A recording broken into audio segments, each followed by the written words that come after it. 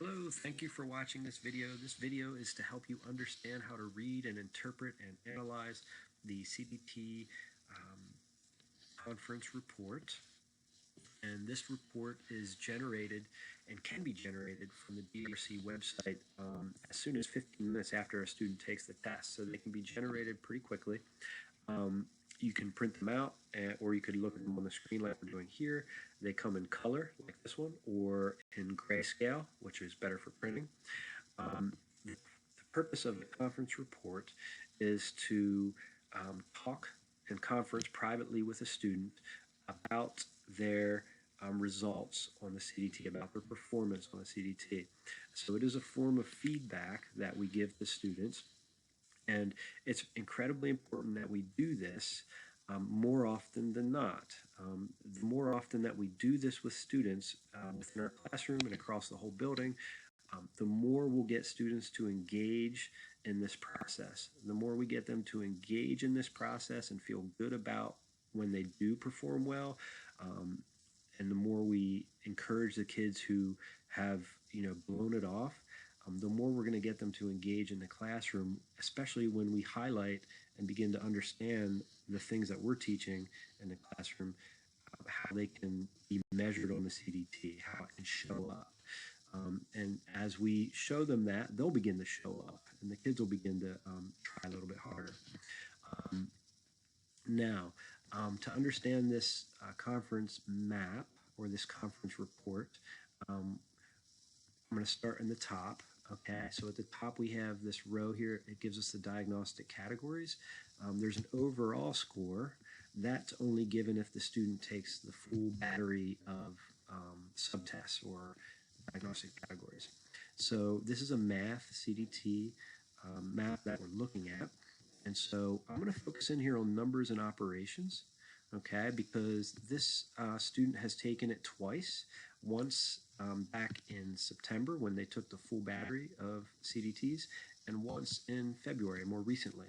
And so it gives them the, here's the scale of scores, okay, and here's the scaled score for the individual student for the February CDT, and here's the scale score for the September.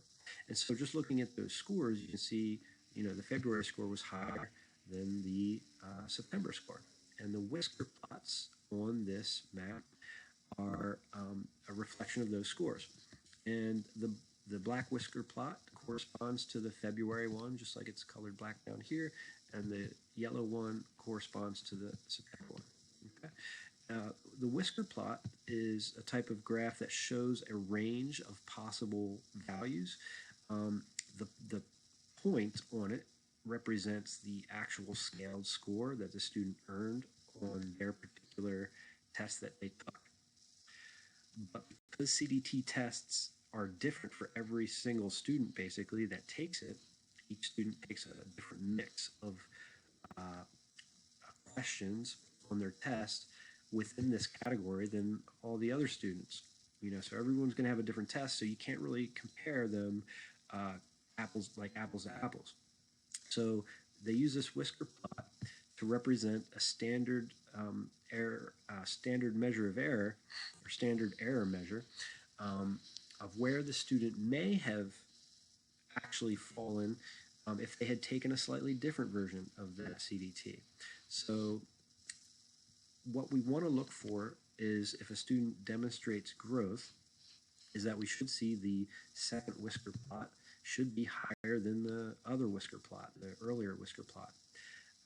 If the whisker plot is fully above the earlier whisker plot, then we know with a great degree of accuracy,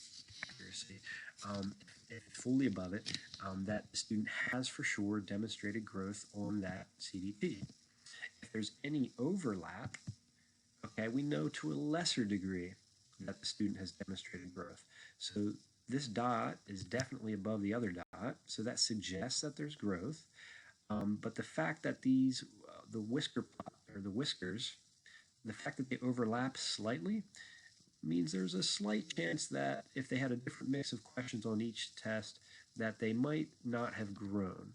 However, most of the whisker plot is not overlapping with the earlier ones. So there's a high probability that this student did in fact grow, demonstrate growth within this diagnostic category, and that's to be celebrated. Okay, so definitely, you can share that with the student, let them know they did a great job, and that they should continue doing whatever it was that they did, paying attention in class, working hard, trying their best on the test, do everything they did the next time they take the CDT. Okay, and shake their hand and send them on their way. Okay, so you can celebrate this. If you see students with this, it's good. Celebrate that with them and move on to tell them to keep up the good work and move on to the next student. Try to keep these conferences brief with the students, okay, because we want to hit as many students as we can with these conferences. Okay, now I'm going to go down to the next page on this conference report, because there are some other parts of this report that need to be gone over. These parts of the report are less important for the students to see, at least this first time you're doing this, but they are there for both the students and the teachers, so you can begin to understand how you might help the student more.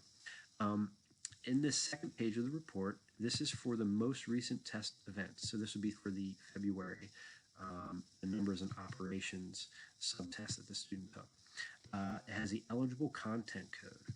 So what this means is these are codes that provide links to PDE's website, and it'll take you into some content that would address this material here. This description will tell you. Okay, so for example, that code corresponds to this description: convert a terminating or repeating decimal into a rational number.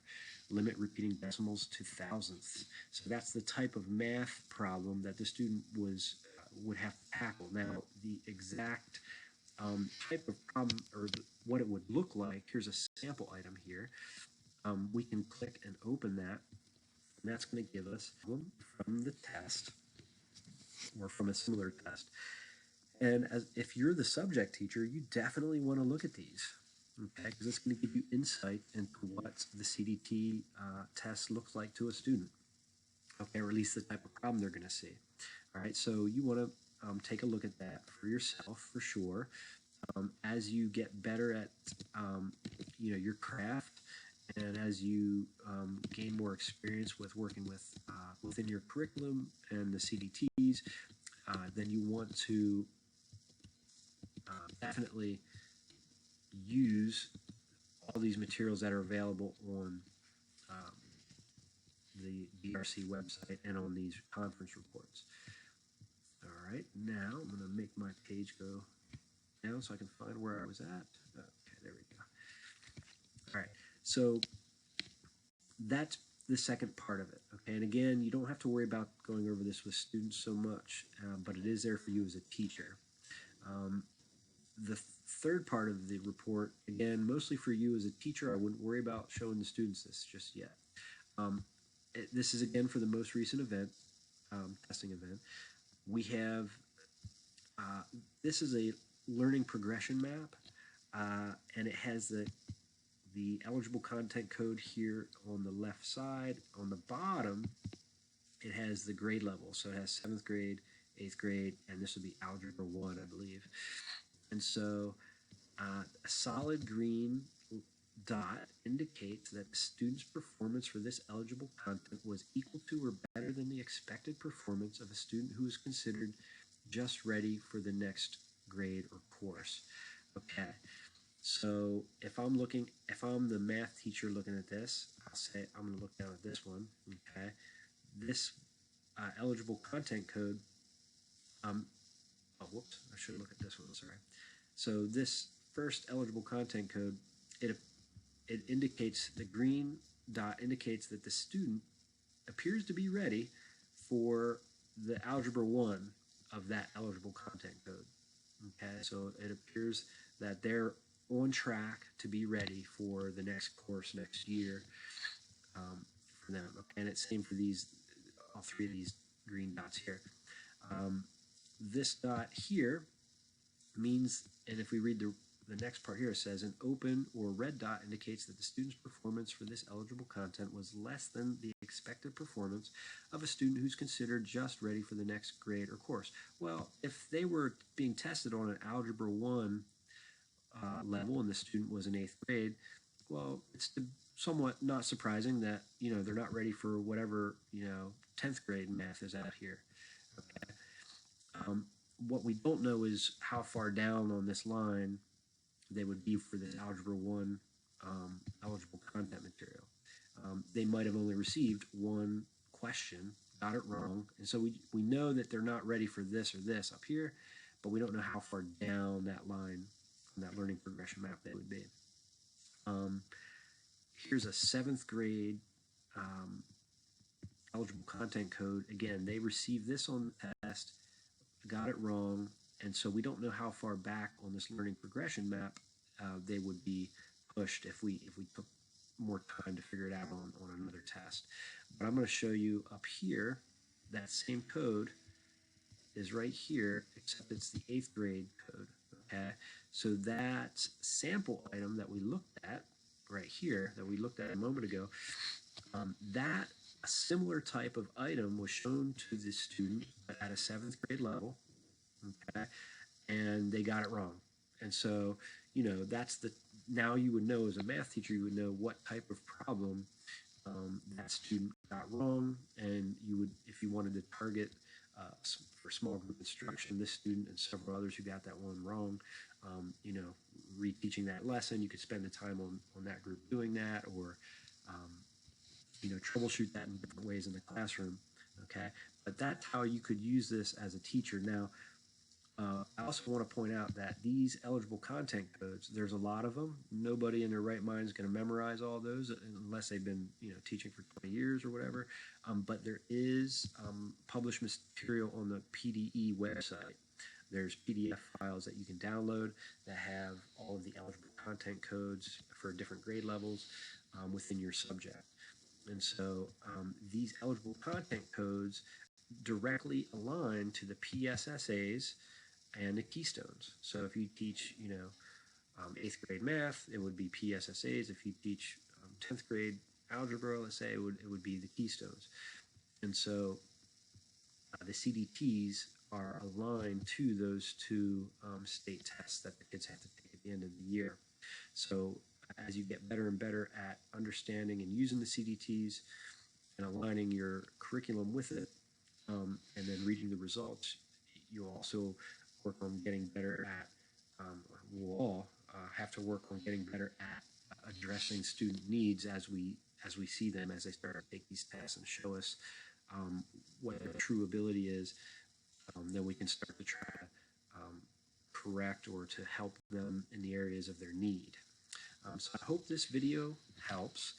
I hope it helps you understand a little bit more about the CDTs and how to read these results back to the students. This is a work in progress for all of us, so I appreciate any effort on your part to do your level best to share what you know with the students about how they've performed. And that's not only for the CDTs, but in everything you do.